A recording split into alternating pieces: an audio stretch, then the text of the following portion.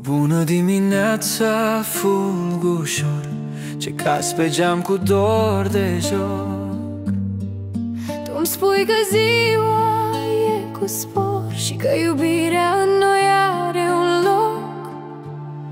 Bună dimineața, vis frumos, ce-mi încălzești copilul în pat.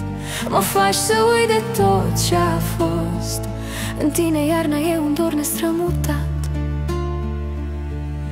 Bună dimineața, dragii mei, să vă treziți cu gând curat, să râdeți blând, să aveți cântei și-n voi un suflet luminat.